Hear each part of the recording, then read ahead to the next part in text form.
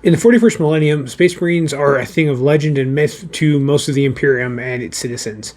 But these myths were based on real things that happened in our world's history. And this inspiration led to a lot of really unique aspects that we can see in the minis and in the books for all of these Space Marine legions. So today, we're going to be talking about the historical inspirations for each of the 9 Loyalist factions and what they bring to the table and why they were inspired by them.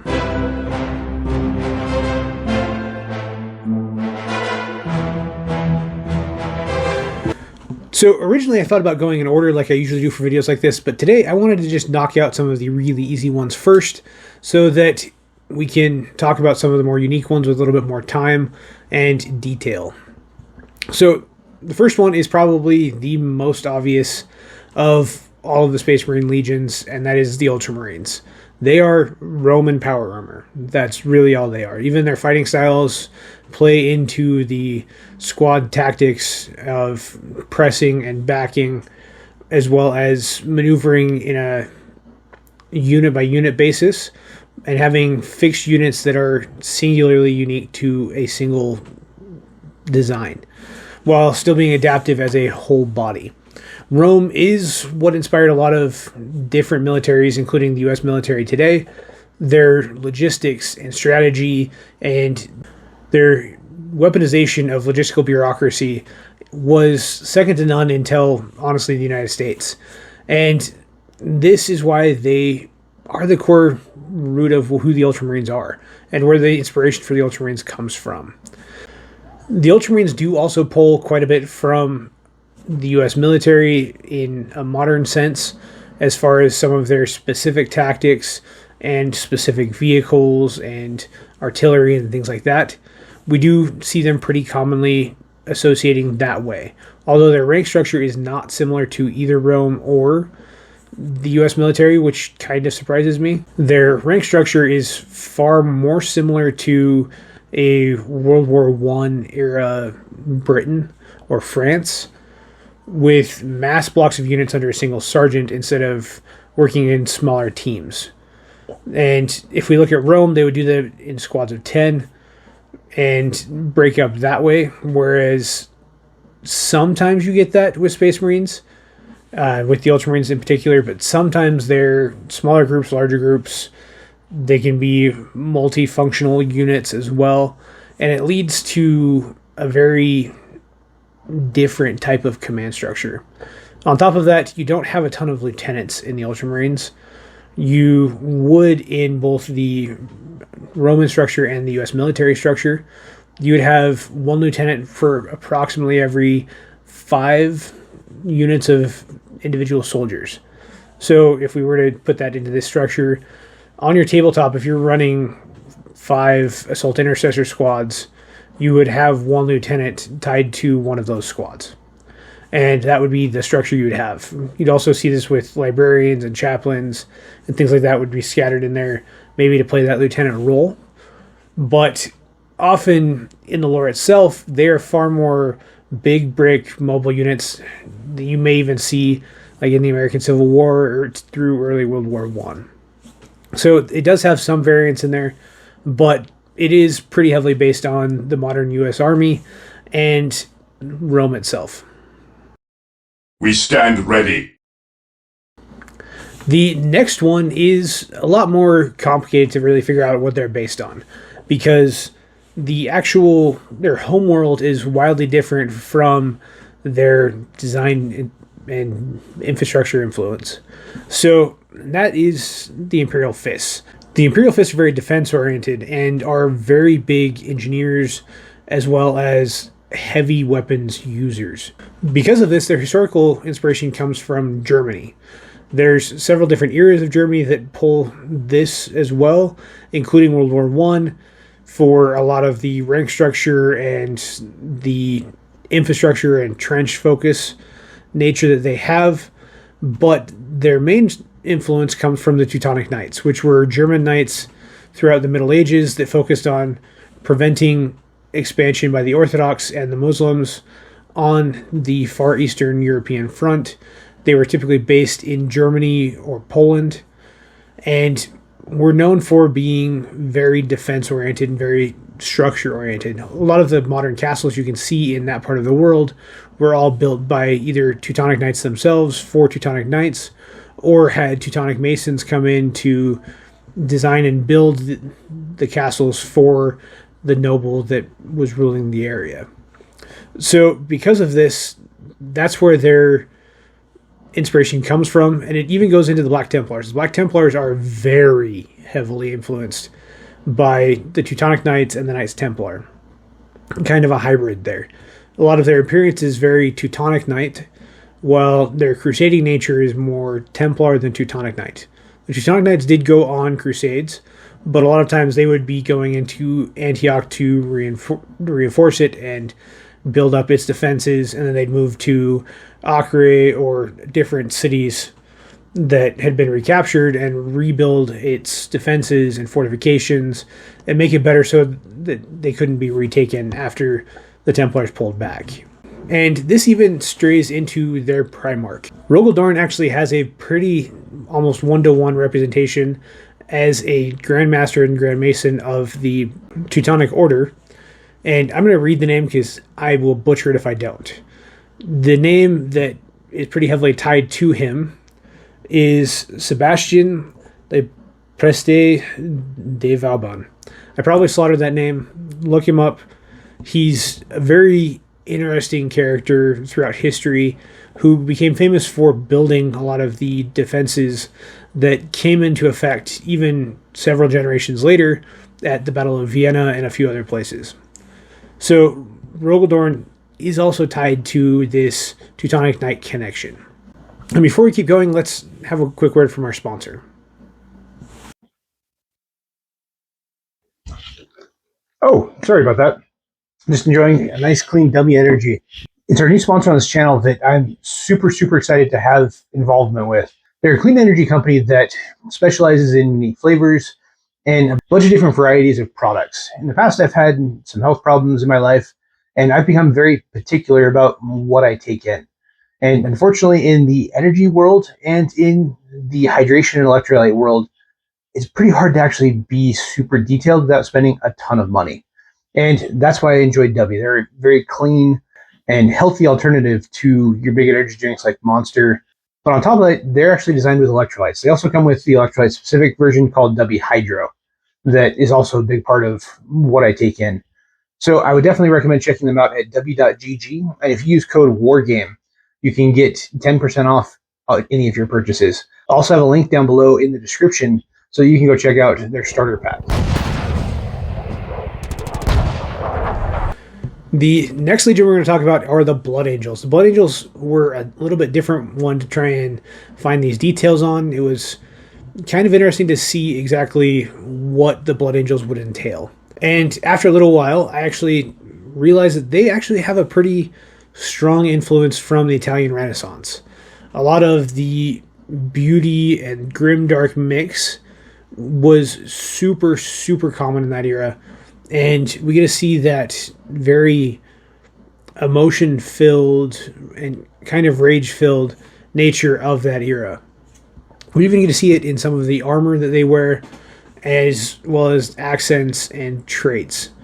On top of that, this was when a lot of the vampire legends started entering the Italian peninsula and began to rapidly spread throughout the world due to ongoing wars with the Balkan states, which is where a lot of the vampires stories originated. So this led to a lot of the inspiration for the Blood Angels, with them being a vampiric nature.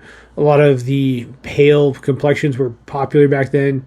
Being pale and lean was almost considered angelic to that period. We can see that in their artwork, as well as in a lot of their sculptures and things like that.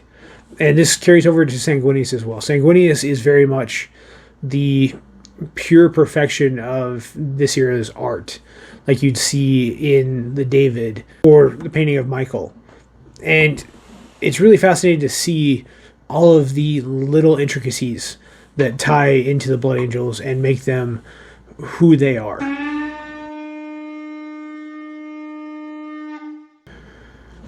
As many of you guys may know, I am a big fan of Arthurian legends, which is why I was so drawn to the Dark Angels. They very much are based in Arthurian Britain, which has a lot of the French medieval ties as well, to chivalry and honor and the drive to go on quests and prove yourself. This nature leads itself to a lot of the different aspects of them between the Raven Wing and the Death Wing and the Green Wing. You see it, all of the aesthetic that you'd see in the old world in Britannia in the Dark Angels. So this faction leads to a lot of pretty unique things, whether it be super unique shields and heraldry or different aspects to them that you wouldn't see elsewhere. It also kind of reflects in the way they hold themselves. The pride and importance in their position is something that was very, very common in medieval courts. So having the desire to hide the fallen and kill the fallen and make sure you erase them from existence would be something that a lot of kingdoms in the Middle Ages would commonly do. Except for it was considered heresy back then. So it was, if you fell away from the Catholic Church, you would be pursued and killed. And you'd be almost erased from history of having ever been in existence. So this is why they are a direct inspiration for the Dark Angels. We see it pretty clearly. They're an easy one to pick out as well. This next one's going to be a pretty easy one as well, and that is the Space Wolves. The Space Wolves are very Norse-coded. That's what they do. That's who they are. They are very driven by that very Viking aesthetic, furs, long hair, aggressive berserker nature.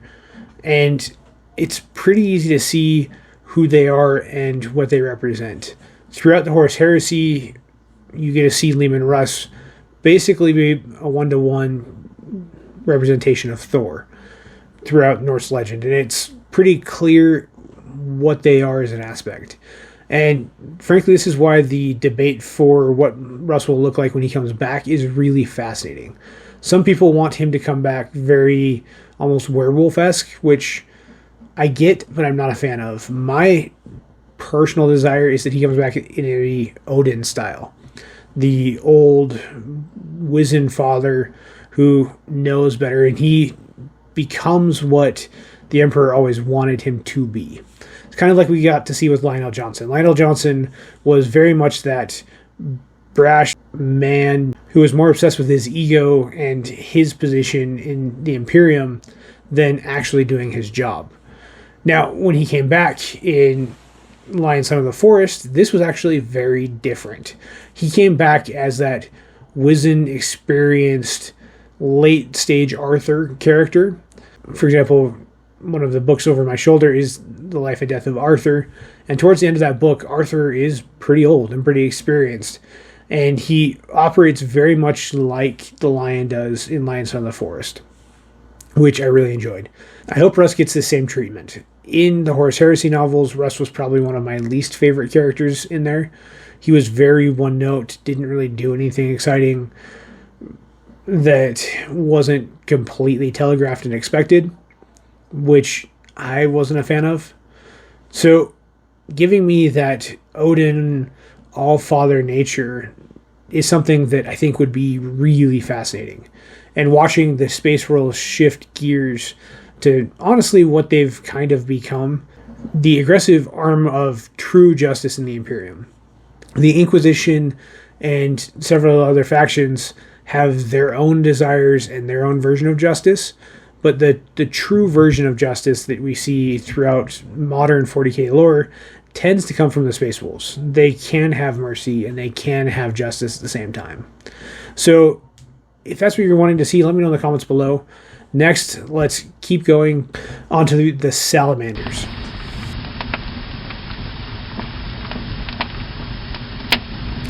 The Salamanders are a very, very interesting one because there's not really one inspiration, there's kind of two. A lot of people like to reference Syracuse and the god Hephaestus from Greek mythology as an inspiration for them, which they kind of are. And Hephaestus is a very good representation of who Vulcan is. Hephaestus is the blacksmith god and a god of fire and weapons. And that's what Vulcan is as well. He's the primarch of weapons and fire, the building of things, as well as the creation of things that really matter. So him being represented by Hephaestus is a very good example. A lot of people pull Syracuse for this because of the Greek fire, but unfortunately, that's not really who they are. Syracuse was a very defensive military. They'd probably tie better into the Imperial Fists than they would the Salamanders. The Salamanders are a very offensive army while being very protective of the civilians behind them. The best analog for this is actually from World War II.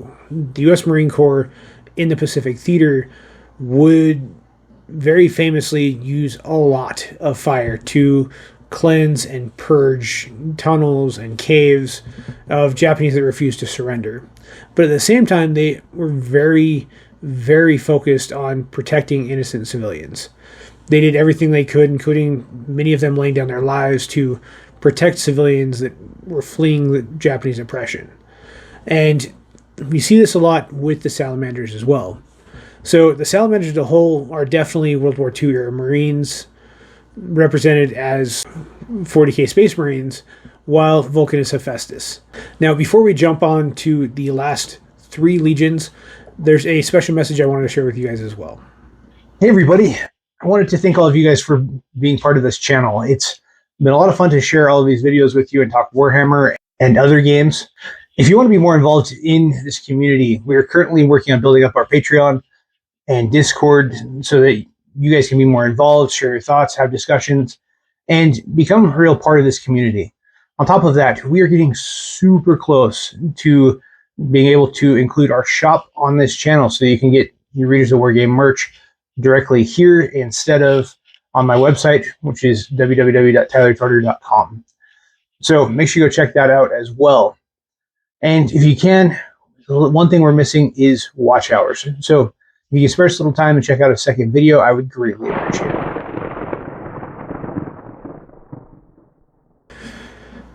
Next, we have another one of my factions, the White Scars. The White Scars are a very fascinating combination of the Mongols and the Huns from medieval and ancient history. I have a lot of ties to both the Huns and the Mongols, so for me, they are family, and that's why they're my first legion of choice. And I'm hoping the new captain, who at time of filming will be coming out next week, well, will be on pre-order next week, I should say, will really kind of fill that gap for me so that I can get my White Scars back to the table and actually play them. They're a lot of fun. They do need a brand new paint job on a lot of them. I learned a lot about painting while painting them initially. So that's my next goal once I get the Night Wardens finished. And I have 1 armature left, and then it's done. Well, I still have to base everything and decal everything, but the painting's done. Like a few of these factions, kind of like Gilman's a Julius Caesar, or more of an Octavian Caesar, Jagatai Khan is also a pretty good representation of Kublai Khan / Genghis Khan. He's not as aggressive as Genghis is, but he's very, very similar in nature and temperament to what Genghis was. And we get to see this in the hit and run style that they play with typically, as well as the nature of their belief in truth and their refusal to accept a lot of the Inquisition's rules and the Ecclesiarchy's rules because it doesn't fully feel right. And this is something I really enjoyed in the Heresy, was to see how far they took this Mongolian and Hun nature. The Raven Guard were a pretty fascinating one to look into. They're pretty well based in modern U.S. military. I say U.S. military, but I kind of mean NATO military that way. The use and structure of special forces is something that's pretty unique throughout NATO. We see other countries have special forces. China has their own, Russia has their own, and pretty much every nation has special forces of one nature or another. But the way NATO special forces operates pretty unique. It's a very cloak and dagger nature without any showiness, and they tend to try and move in the shadows. You get to see this in history with a lot of the practice of ninjas, with assassinations and things like that, that inspired modern special forces.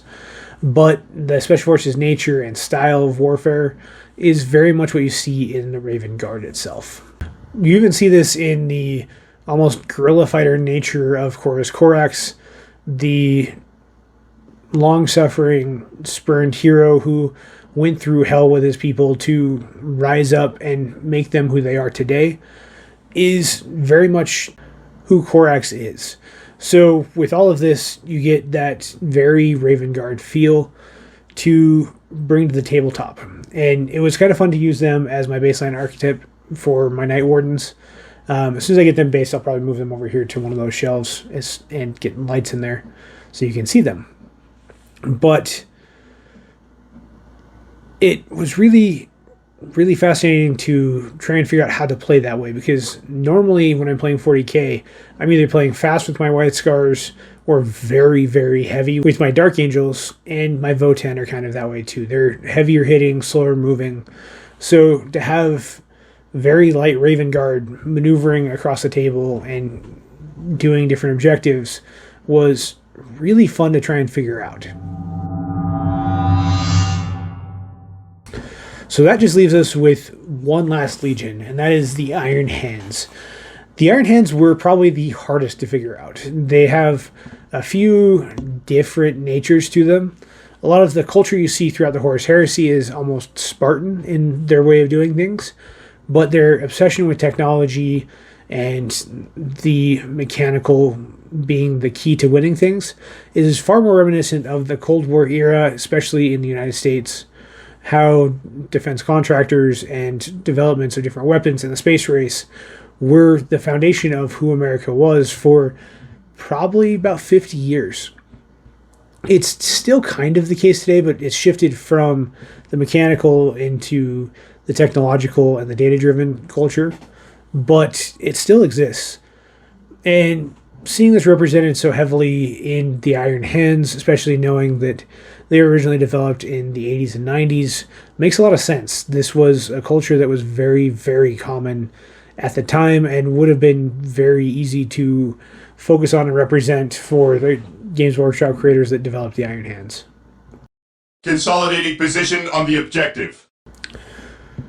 So from Rome to the Mongols to modern day, Space Marine legions represent a lot of our world's history. And there's a lot of different parts of history that still need to be represented in some way, shape, or form. Some of them are represented by the Chaos Primarchs and their legions, and we'll get into that in another video. But there's still aspects that we haven't really touched. And that's why it's so much fun to have successor chapters, as well as the Imperial Guard. These allow for people to bring in different cultures and different aspects that aren't represented in Warhammer 40k currently.